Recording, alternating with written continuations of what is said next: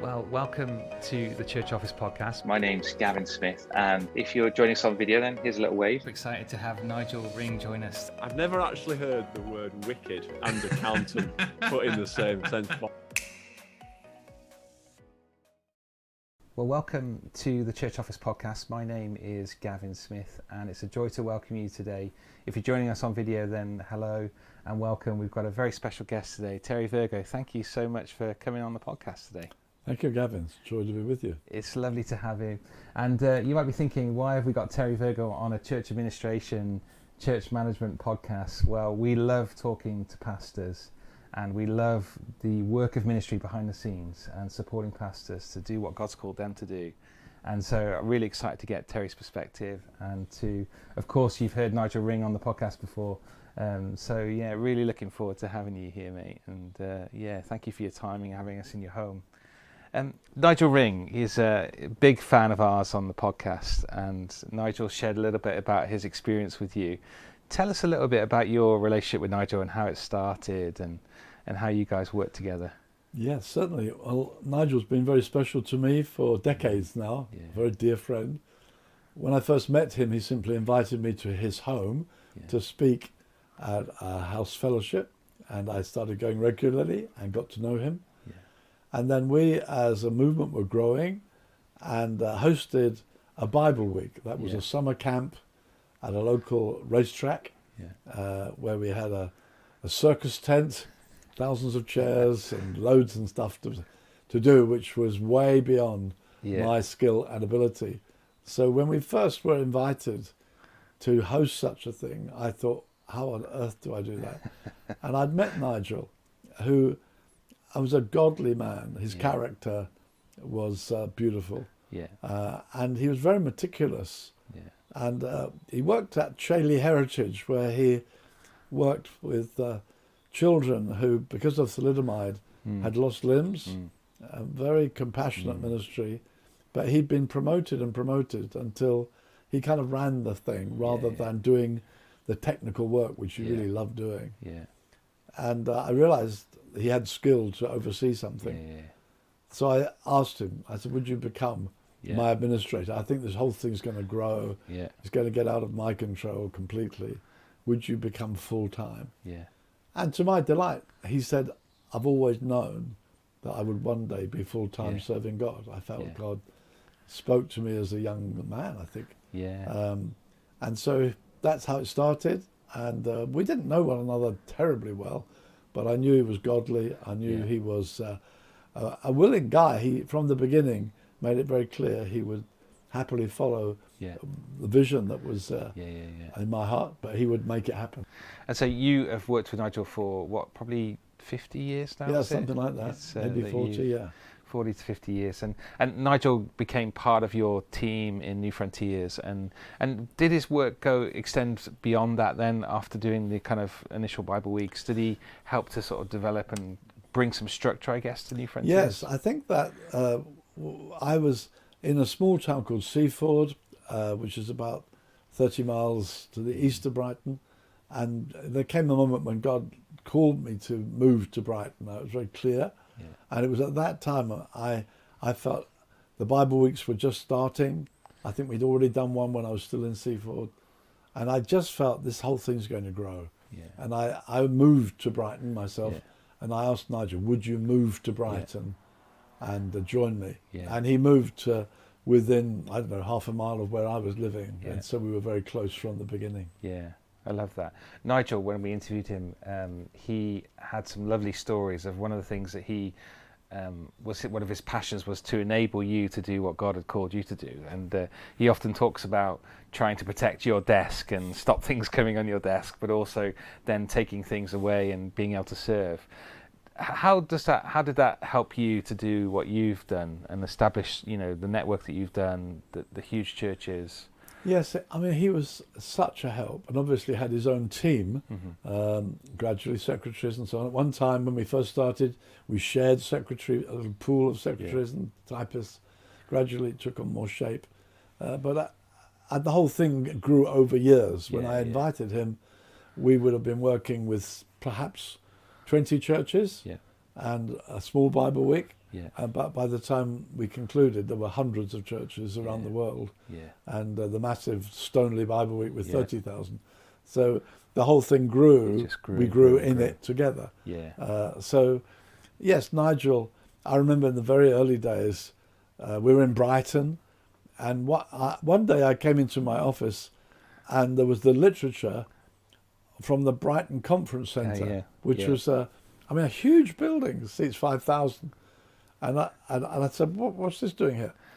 And he said, you prayed last week Yeah. that one day we'd use that centre. I said, yeah. He said, well, I thought you would like to know about it. So on the strength of my praying about it, Yeah. he had gone down there and got their magazine, the literature, and all the how you book it and so on. Yeah. So he was always thinking, I didn't ever have to feel he's independent, I've got to pull him back. Yeah. I felt, no, he just wants this to happen. What I'm living with, praying about, believing for, he's going to help make that happen. Yeah. That was the wonderful blessing. Yeah, there's that kind of enabling thing, and all of that comes through with Nigel, doesn't it? How does he enable things to happen? How does he mobilise things to go forward? And I love that.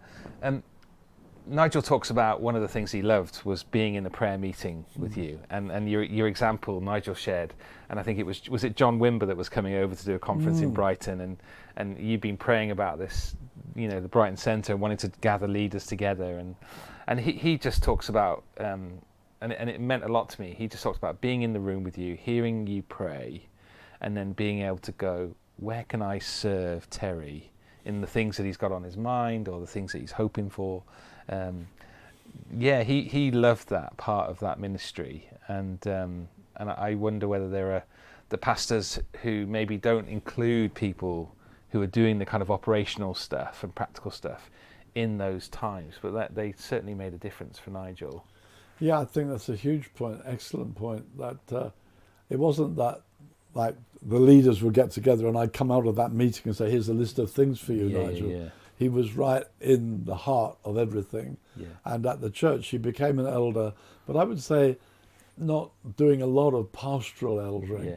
He was administrative, but he could hear the heartbeat and represented the heartbeat. He wasn't sort of issued with a list of here's stuff to do. He could hear where we were, what we were living with. Yeah. And he would be often, as it were, one step ahead, like the one I've just mentioned, thinking things through.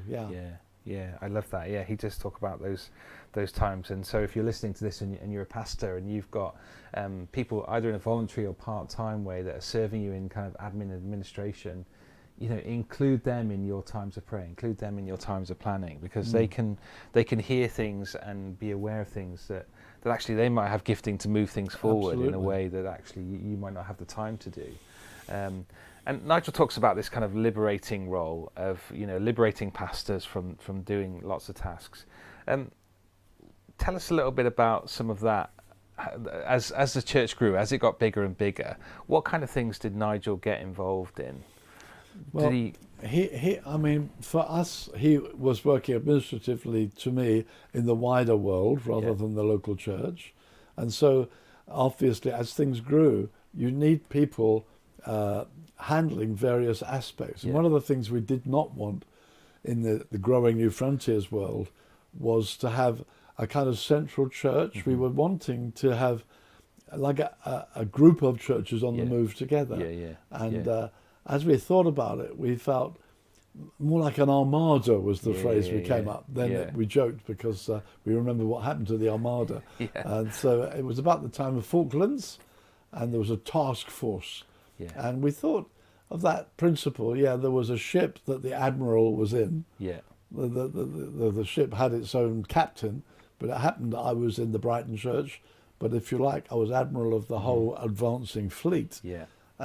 So we certain subjects would come up, like somebody had a prophetic word about people's golden years, older people, and serving them and doing maybe conferences for them. So Nigel considered, hey, who would be good to head that up?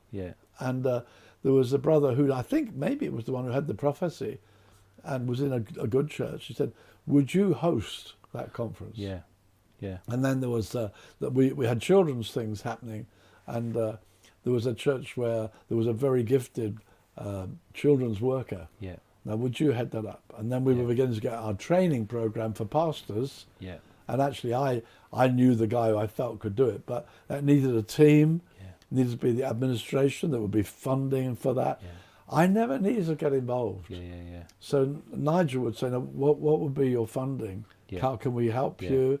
But we don't want to pull that into our Brighton church. Let you as a church make that your baby, what you do for us. Yeah. Like in a task force, you might have an aircraft carrier, you might have a mine destroyer, you might have all sorts of different ships that have different roles, but they're part of the fleet. Yeah, part of that. So this church, that church, we spread the sphere of responsibility. Yeah. But he would look after that. And then when we were church planting, we wanted to be together in it. So we said to someone, "I'm going to plant a church." We obviously fellowship that through to help that plant. And we would say to them, right, and Nigel would handle all this. What will be your budget? How much will it cost you?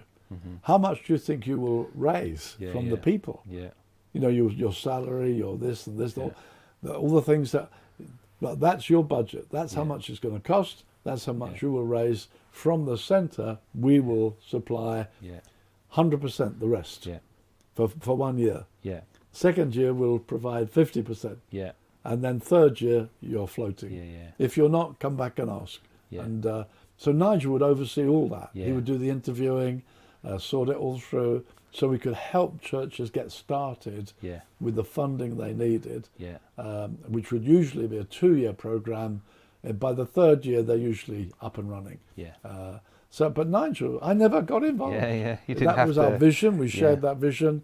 He made it happen. Yeah, I love that. I love the fact that he's brought structure, budgeting, finance, and sometimes these are the areas that don't always get talked about or supported today in church plants. It's we're going to go here, we're going to do this, and there's a whole lot of work that happens behind the scenes. Yes, and absolutely. really Nigel just covered all of that and worked that through with the team. And he would be looking for who will be the administrative guy with you in that, who can help sort that, because often it's the pastor, the visionary leader, kind of prophetic guy wants to do it. Yeah. And he would try and help them. Who's going to help you with this? Who's going to be sorting that with you? Yeah. And it's good, isn't it? I think Pete's always had a church administrator in his place, and he said it would come out of a kind of realization of, actually, I've got weaknesses and I need people's help, and he's been very good at building a team with different people to himself.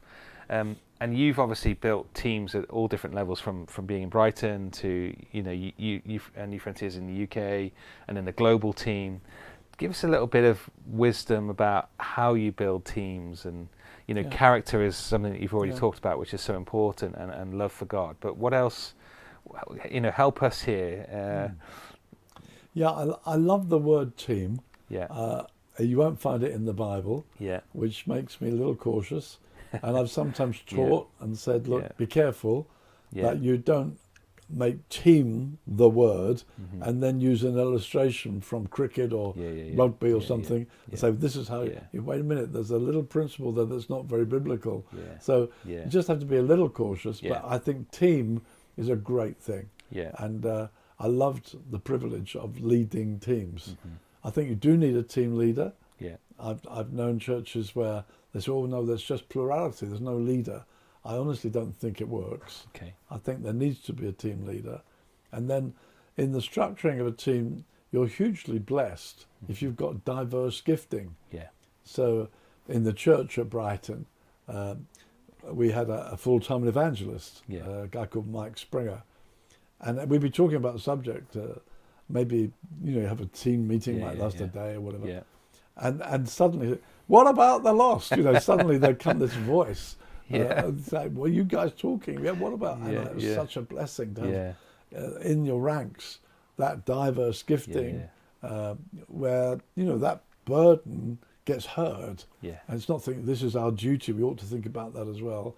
There's a gifted guy who comes through. So and some administrative stuff. He would get bored with that anyway. But we want to do a lot of it all together, so we hear those different gifts coming through. So I think that's valuable. I think another thing about team is openness and vulnerability. So I think a team leader who's not vulnerable, who has no needs because he's all able, Yeah. it doesn't give strength to the team. So I would be very open about my need. I couldn't do this without you. Yeah. Oh, well done, that's terrific. It's not like I have to have all the answers because I'm the team leader. Yeah. And it's only valid if I said it. Yeah. That is a killer. Yeah. So, that's great. That's a wonderful thing. Let's do that. You can affirm and say, this is so-and-so's idea. Yeah. Talk about it publicly. This brother came up with this. And Yeah. so you're really honouring the team. And I think also, I didn't want a room where there's certain subjects you better not raise because he doesn't like it. I want openness. Yeah. So, and so you can ask anything in the room or challenge anything, because to be honest, if you can't challenge it in the room, you'll challenge it in the corridor with your friend. Yeah. So that when that came up, did you agree? No, I didn't agree. Yeah. But you don't say it in the room, so you say it in the corridor. Yeah. So you've got problems. Yeah. But if you can say anything in the room, you can challenge anything, then we know, well, I don't feel happy with it. Well, let's hear it in the room. Yeah. Because, and also, if you're in a church eldership, and this is what the eldership's saying, and then the guy goes to maybe talk to some of his house group leaders, and they say, why are we doing this? And you say, I don't know why we're doing it, but then we have to do it. Yeah. So you've got pockets of unhappiness. Yeah. Whereas if everything can come out, then we can talk it all through and give the reasons and hear one another through. So you remain a very united team. Yeah. That's what the word team I love. And the various giftings come through, but you speak corporately. Yeah. And when you go, this is what we've come up with, this is what Yeah. God's saying to us. So I think team fellowship, that's why I think men of caliber, when I met Nigel, he was obviously a godly man. I no question, he's a man of real integrity. Yeah. I knew I could trust him. Yeah. I knew I'd never feel he might go off with a different thing. And I always feel, I love the way Paul says, I'm sending Timothy, he's my son, and he's worked with me like a son with the Father. Yeah. And I love that. And I was doing a study on that once, and I was writing it down, and I suddenly thought, oh wow, that's what God could say. I'm sending my son. And if Jesus wasn't doing the Father's will, the whole thing breaks down. Yeah. And so the more relational, the more father, son, real brothers together, then the centre is strong. And I think you can as a local church, you can handle storms on the edge, but I don't want even a crack in the centre. I want unity of heart. Yes. We're all in this thing together. We'll handle the storms. Yeah. But I don't want a storm in this room. I want us to be ever so open together. Yeah. I love that. And people talk about different team rhythms and stuff. I mean, your example and your style of leadership would have affected the teams that you led. Were there what did you guys do as a team together? Were there some regular times of prayer, planning, retreats? How did you structure that to make that work? We prayed a lot together. I think it's funny, when I first left Bible college and became the pastor of an existing, church that was just getting started. And there were, I think, 4 elders. And I realized we were kind of comparative strangers.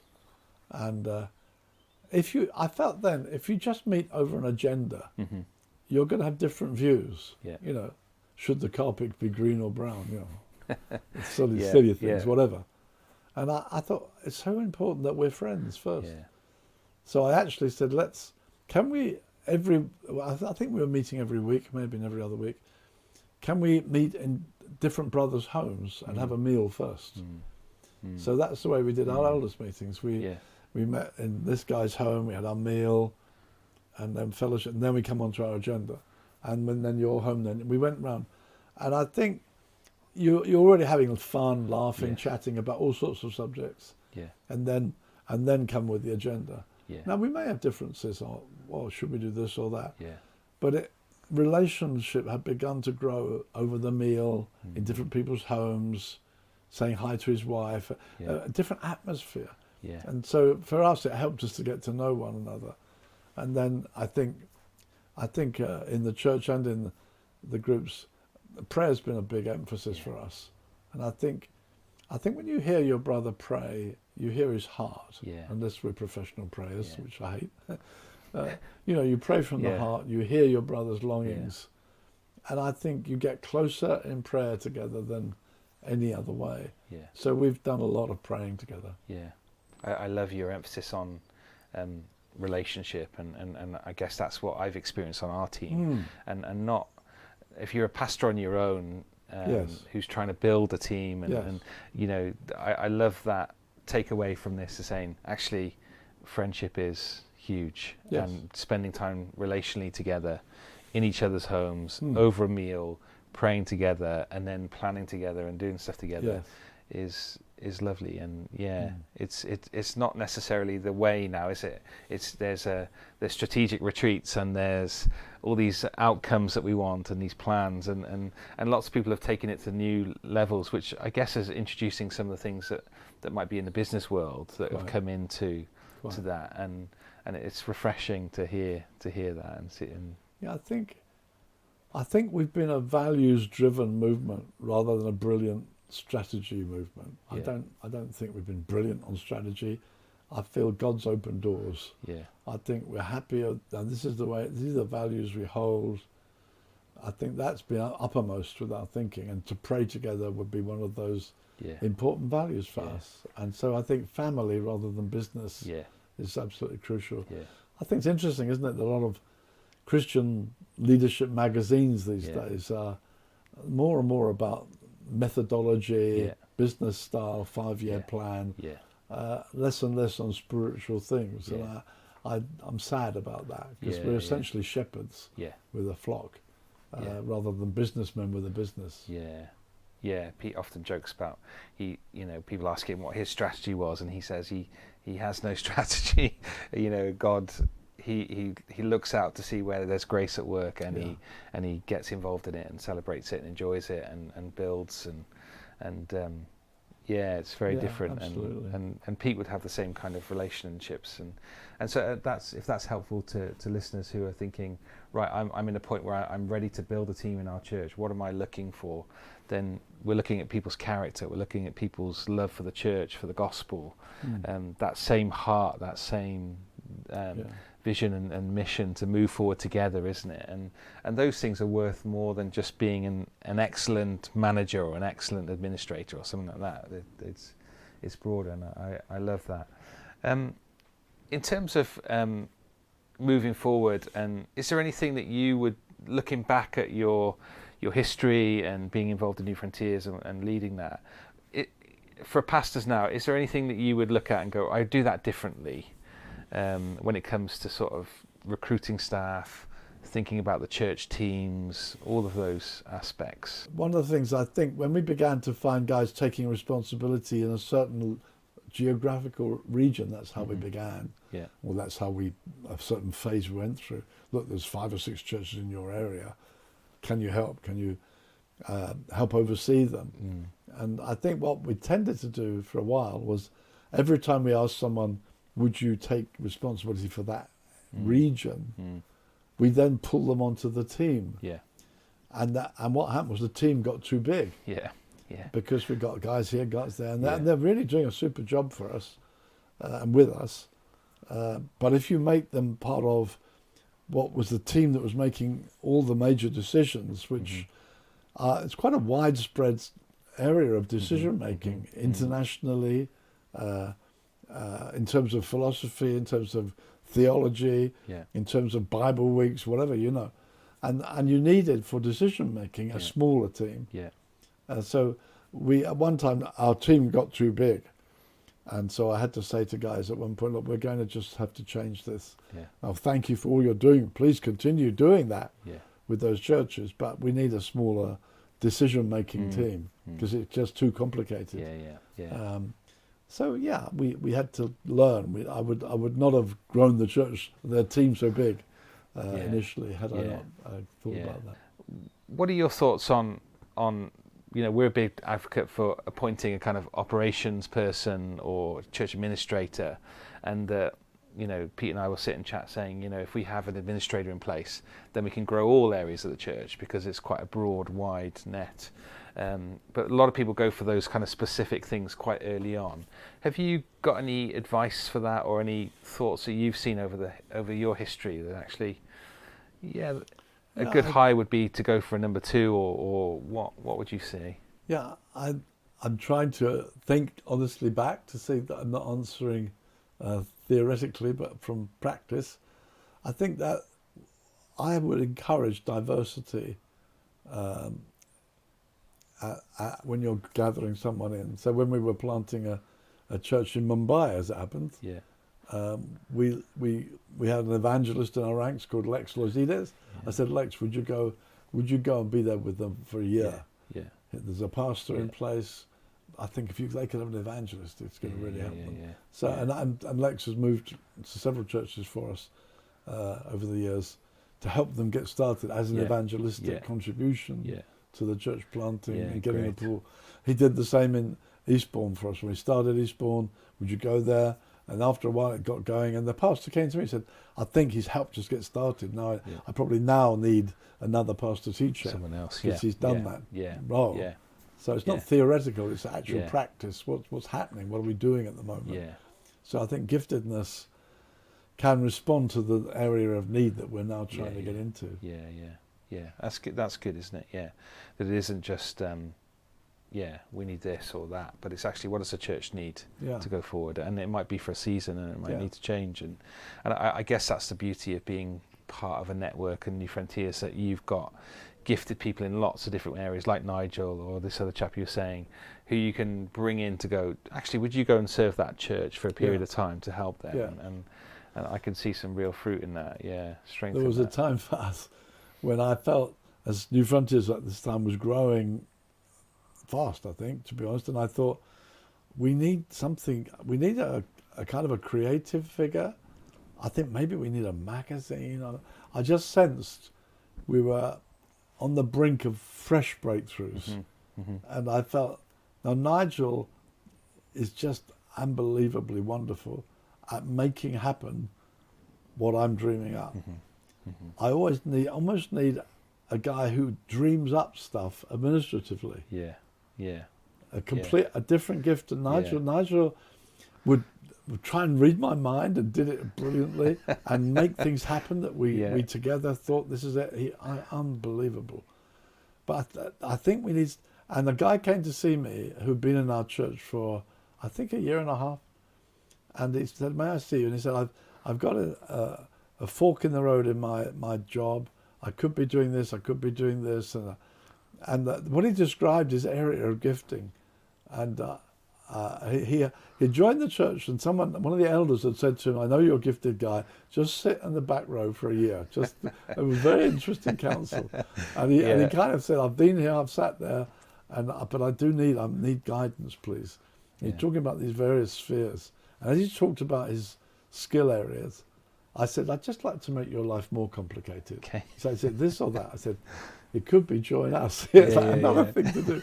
And he became came on the team with us, and edited our magazine, did all kinds of stuff that we would not have done had he not joined us. And he was one of these guys with new ideas every day. And we joked about 10 new ideas before breakfast. He came up with, and he lived like that.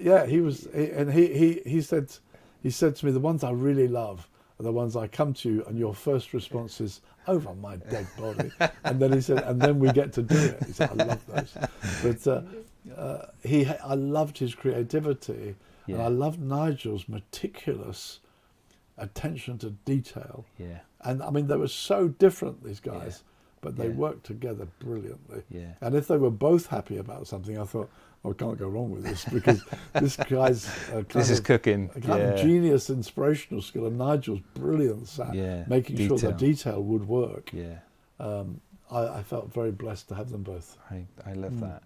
I love that. Well, to finish on, I love the way that you're thinking about different gifts, that you're drawing that out, that you're it sounds like you were always interacting with people and aware of what people were doing.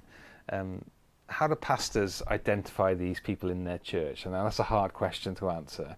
But yeah, any advice? Is it giving a bit of responsibility and seeing how somebody gets on, or is it hearing someone's passion and you just assessing that? Yeah, or? I think all those things. I think you're speaking from experience yourself, and I think that all those things. I remember a guy on our what we called our commitment course joining the church, a young, as it happens, a student at the university in Brighton, and he was on the, you know, there's probably about a dozen people on our commitment course, and I remember saying to the other elders at the end of one or two of these, I said, "Hey, there's a future elder on our coming into the church," and sure enough, he became an elder. Was an elder for years for us, and I think you discern a character, love of Scripture, a real serving heart, just the way he was in the team, and I think you're looking for. Character issues are huge, absolutely huge. I think they would be number one for me. Yeah, character. I invited a guy. Interesting. When we began to grow in the Brighton church, and we were meeting in one hall, and we had started another congregation the other side of town. And I thought, what comes next? I feel we both were now full again, and I was praying, and I felt God spoke to me back in the 80s. This was, and.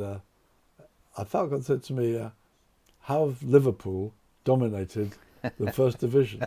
I thought, a strange thing, how have they dominated it? And they weren't. Yeah. And I noticed they just brought guys, there was a guy called Ronnie Whelan came through their academy. Suddenly he's in the team. I thought, wow, brilliant, who is he? He came through the academy. And then they lost Keegan and they went out and bought Dalglish. I thought, how fascinating that. Yeah, they don't say it has to come through our academy. They don't mind buying in a gifted guy. And I was pondering all this, and I really felt God spoke to me. And we went from 2 congregations to 5. And at that time, I'd met 2 Baptist pastors, and one of them had left the Baptist church, wanted to be more spirit-filled community, found it difficult, and was invited to be the lecturer at a Bible college, and had recently said to me, my wife and I are struggling with this. We're pastors, really. Being lecturer at a Bible college doesn't quite fit us. Very good preacher, gifted preacher. And I said to him, how'd you like to join us? Oh, lovely. And then another guy, we put on a pastors' conference, and it was not very big in those days. And during the conference, he stood at one point in front of everybody, about 50 or 60 people there. And he stood and he said, I've been ruined by this conference. And he said, I'm fed up with being an umpire in a church. I've had it. I'm going to go be a milkman. And I went and saw him and chatted to him. And I said, would you like to join us? He said, you don't know me. And I said, you're about the most transparent person I've ever met. I know you very well. And he became, just superb. So we had 2 extremely gifted pastors. They'd been pastors for some years, very good preachers. And then we brought 3 of our young men who'd come through the ranks. And so we had the 5 guys leading congregations. 2 of them, they rubbed shoulders a lot together anyway. 2 very gifted preachers, 3 young guys coming through our ranks. And that's how we went on for some years. And I felt God whispered into my heart. How did Liverpool do it? And we sustained that with gifted guys, young men coming through with evident gifting in themselves emerging, and combination of the 2. Character to me is just massive. That gifting is a great extra, and we love gifting. Gifting makes things happen. But without character, you're in trouble. So character that you can trust, guys that work together well, they're not pushy, they're not striving, they're comfortable in God. That to me has been absolutely key. I love that. Thank you so much for sharing that, and thank you so much for coming on the podcast and promoting this and hearing a little bit about your story with Nigel. And I've loved looking on, going, the different combination of gifting just just works brilliantly, and to see the fruit of all that you've done and your ministry is incredible. And so thank you so much for taking the time. Thank you so much, Gavin. Been a joy to be with you. It's great. If you've got any questions that you'd like to throw past the podcast, then please get in touch. We'd love to hear from you. The website is full of lots of different resources there to serve pastors, there to serve administrators. Please check them out, and if they are a blessing to you, then please download them and use them. We've got 65 different podcasts of lots of different topics and subjects, and we'd love you to go back and have a listen to previous podcasts, and they may be of use to you of some kind. So thank you for joining us today, and we'll see you again next time on the podcast. Bye.